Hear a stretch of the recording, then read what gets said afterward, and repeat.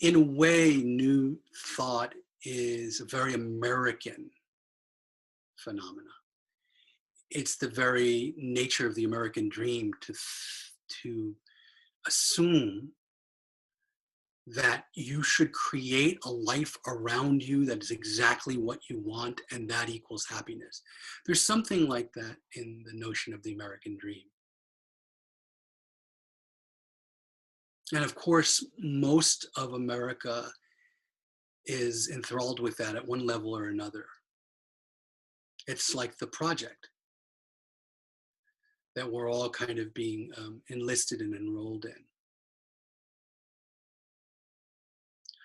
But if you look at most of the folks in the country, we're not exactly living up to this kind of an ideal.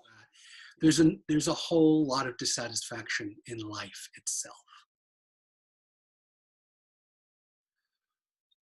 So looking at life as something you're supposed to create your own reality through positive thinking and making it happen thing looks very nice on paper and does sell a lot of books. But it also can produce in the people who take part in it a lot of self-guilt. Because, part of the American dream thing is that the people who are not accomplishing the American dream are to blame in some way. They're failures in some way. The dream dies hard. It's like someone said that if disenfranchised people, if you tell them, that that the American dream is a lie, they'll be angry because they want to continue to believe someday they can be the rich person. They can be the person who has it all. They can be the one that is at the top of the hill. But there's a conflict in us. Always, there's a conflict that I'm not meeting this. I'm not manifesting the perfect life. So that's one issue with it. It's coming at life with a notion that discomfort and difficulty is by nature what shouldn't be. That there's a mistake in life itself. A lot of it has to do with marketing and people who started, New Thought movement in marketing to sell things. And how many sales trainings are there where you're supposed to think positively? You're going to sell the thing. The people are going to say yes. See them smiling. See yourself smiling. Go through the motion. There, another sale. There, you're going to do it. You're going to create it. There's paradox in this because I'm not in any way, shape, or form saying that we shouldn't move toward what we desire or move away from discomfort. It's just natural for us to do that. It's natural for us to want to have some sense of financial security, and that's different for everybody. It's natural for us, just rational, to want to have some degree of equanimity in terms of health. That's just rational, to be healthy. Whatever that means for each person, it can be different for each person, how much health is necessary. Whether you got to be an athletic type or you're just not sick, that's enough for you. Same thing with money, this is enough. A big question about all of this is what is enough? And the lack of insight in the New Thought movement into that inquiry. What is enough? Asking yourself, what is enough? Continuously asking yourself, what is enough? The other thing is prestige. That's another piece. It's like sometimes fame, or it's just a good reputation among your friends. It's natural for us to want this. It's rational. For survival, really. I mean, you talk about just being, surviving. You need some degree of health. You need some degree of wealth. You need some degree of a support system. It's people you can rely on when your wealth runs out and your health runs out. So it's natural for us to want those things, to desire those things. But when they become a kind of fetish, a thing in themselves, and the idea that that difficulties and discomforts shouldn't be, that's the other extreme. Like that the goal is to create everything exactly the way you want, and then it would be great. It's as if life itself with its difficulties is some kind of mistake. So I think the big difference for me between new thought and non-duality, you could say on some language of non-duality, which is the language of the infinite, is all about simply living in the now and absolutely having no care whatsoever for those three things that I mentioned. So Ramana Maharshi gave up all wealth, health, and friends. He just was indifferent. Indifferent is the right way of saying it. Indifferent to all these things. And that there is a tradition, there's traditions all over the world really, but in India they still are there, where a person doing this is at least tolerated by the society and often fed and given some degree of support, but often very little. It's basically you're a homeless person. If you put out a bowl, people feel that it's to their advantage karmically to feed you. And sometimes they actually have some affection for you, but often they don't. They just drop some food in or money in, and that's enough. So basically then you are saying whatever God or existence or reality wants to feed me today, that's what I eat. Whatever health I have. And so I guess it was Nirsigadatta Maharaj who said, doesn't matter how long the body lives. It's just not relevant. So you're basically surrendered totally. Christ used to say, don't worry about tomorrow. I mean, he talked about the lilies of the field, how they don't work, but they're beautiful. They're clothed in beauty without any effort whatsoever. And the birds of the air, everything's just given to them. I mean, they work too if you watch them. Their thing. But the point is don't worry about tomorrow. Let tomorrow worry for itself. Let the day's own trouble be sufficient for the day. Those were his words. So there's Christ. So in that sense, it's just, you could say ultimately, there isn't any future to plan for, and there isn't any future at all. All future is in thought. And the new thought movement is enshrining certain thoughts and a certain story. Think about every story, if it's a good story, and even if it's a bad story. A story, by definition, has some tension in it. Otherwise, it's just some words. So if you've got to go for it, you've got to create your own reality. You've got to make it happen. You've got to and when it doesn't work, well, you're not bringing your attention to the positive thoughts, really that whole thing creates a stress in the whole system. And then the goal becomes that. But if you recognize that life itself that arises, well, first of all, there isn't any life, any past, any future, ultimately in non-duality. But if we speak a level down, let's say, and I always do because I believe in practical mysticism. Papaji could be both. Often he could speak impractical mysticism, which was absolute truth, pointing to the fact that there is no future and no past. And that is absolutely necessary in non-dual teaching. It's so important that we get at least a taste of seeing that all of the future and all of the past is simply the creation of thought, or it's a story arising in mind. And there are reactions in the body and feelings in the body to that story.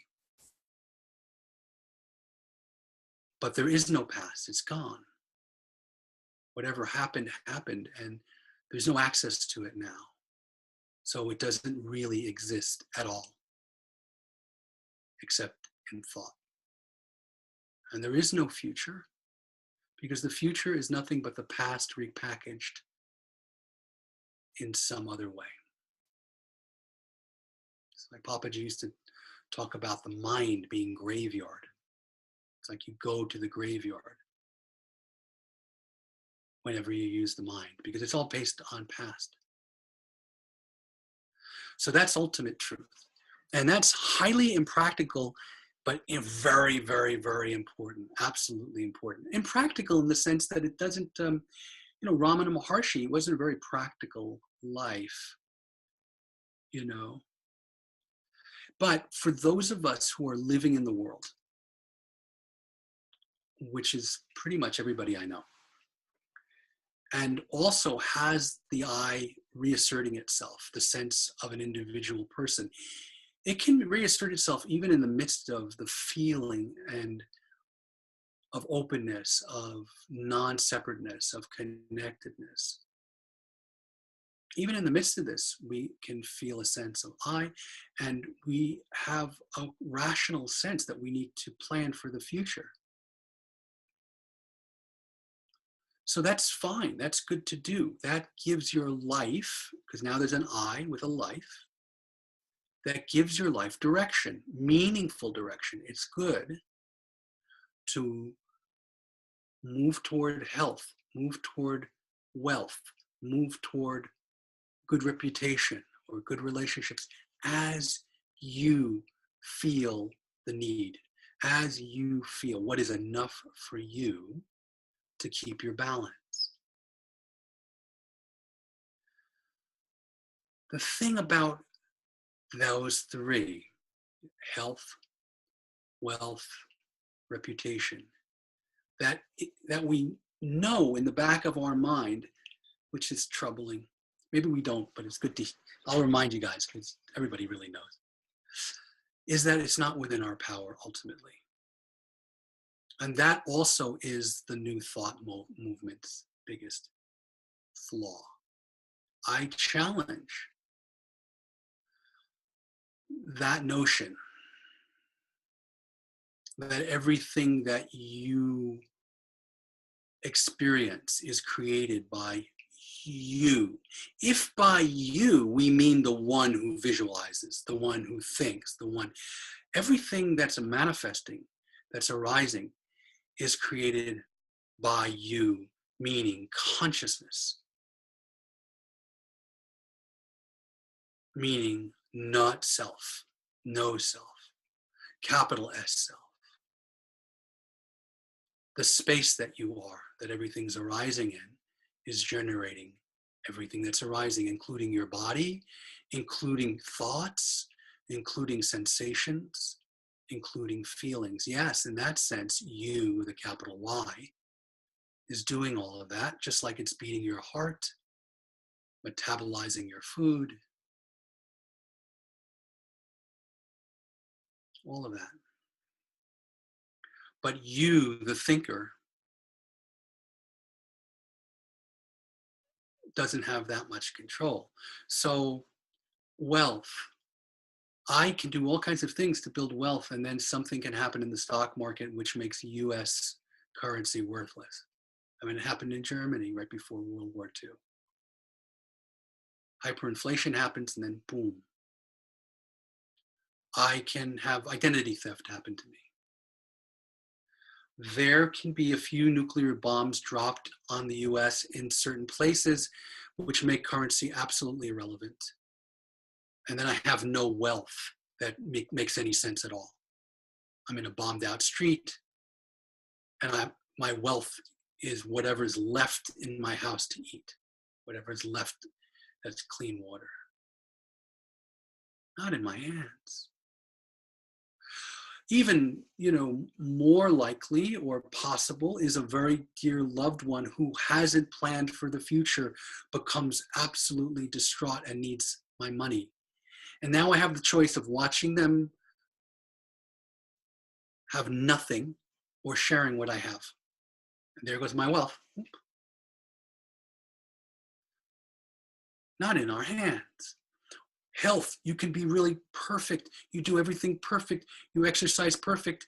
And a big truck comes and paralyzes you. Not in our hands. Just not in our hands.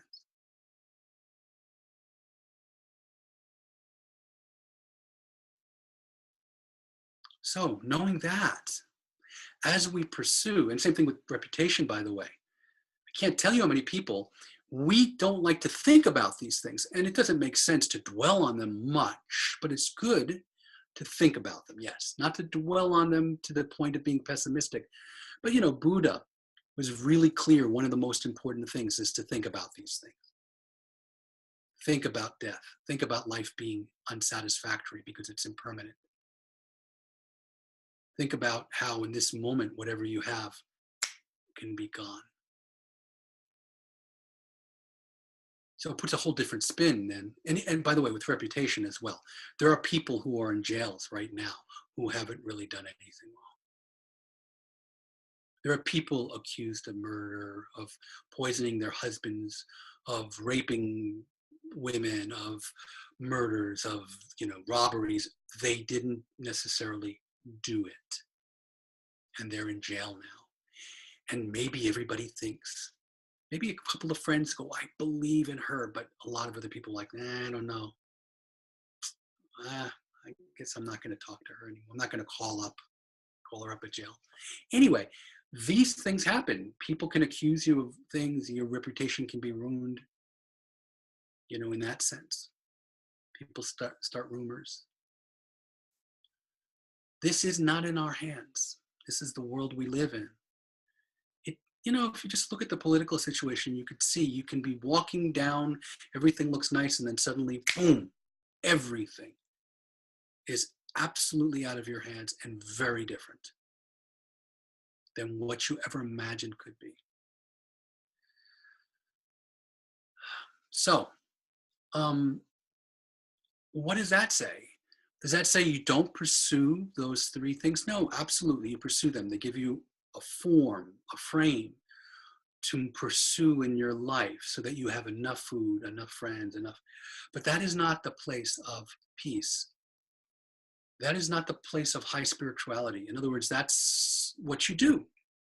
It's another reason not to kind of judge each other, because look, Ramana Maharshi had nothing, but maybe because he had a big ashram and he had a big reputation, people kind of like it. But I mean, those of us who are not very well, those of us who haven't put attention on money,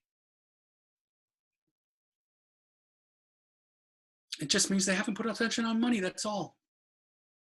Or they haven't put attention on their health. It just means they haven't put attention on their health, that's all. These are not the sources of human dignity.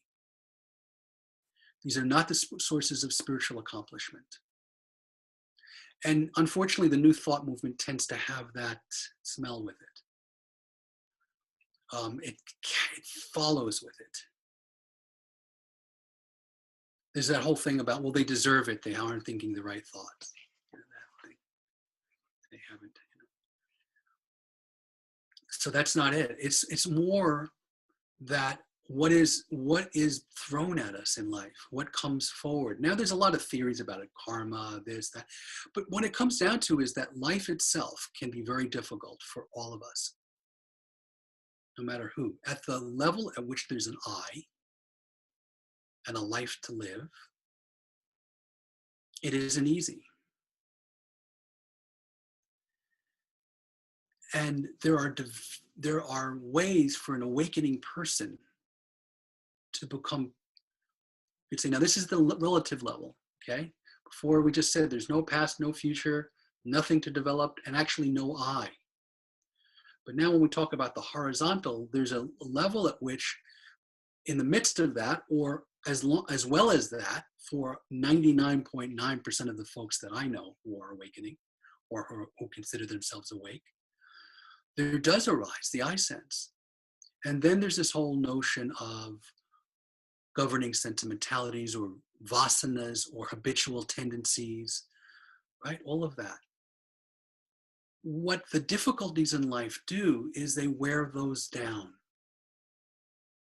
So you could say life itself is designed with all of its difficulties by nature to not accommodate the sense of I, because there isn't really an I.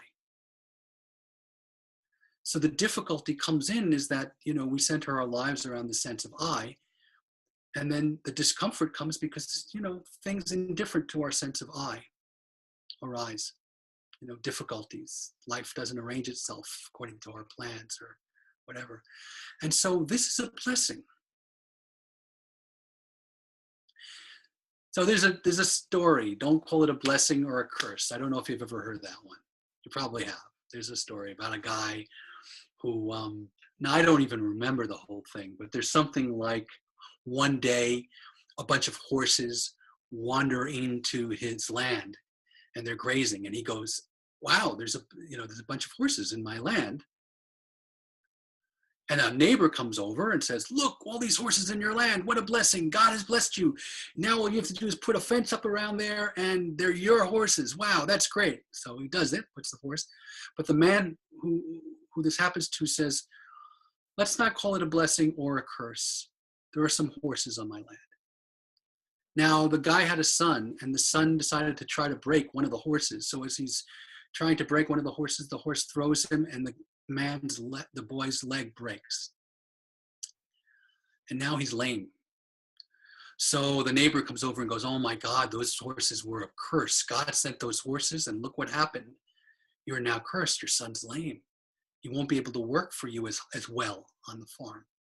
This is terrible. And the father says, or the man says, my son is lame. It's neither a blessing nor a curse. My son is lame. And then that kingdom ends up having a war with the kingdom next to it. And the king says, I want all the young men to go fight. So now the boy, of course, he's lame, so he can't fight. So he's working on the farm, and the neighbor goes, oh, it was a blessing that your son was thrown from the horse. Look, he's lame, and now he's saved from having to go to the war, and you'll have him your whole life. This is so wonderful. And the father said, my son will not go to war. It's neither a blessing nor a curse. My son simply will not go to war. That's it. You see? It's this understanding of whatever is. And we can speak about it being a blessing or a curse. And it's understandable to speak that way. But it's not really the way it is. This is really, from my perspective, the real blessed way to hold every event. Whatever happens, you could say it's as it should be. That's fine. That's a good way. Now, in a way, it's not as it should be. My son it becomes lame. It's not like I'm going, oh, this is exactly as it should be. Wonderful. I'm going to feel some feelings about it. But ultimately, it's what is. Whether it should be or shouldn't be is not even a question, not even something that I can know. What is.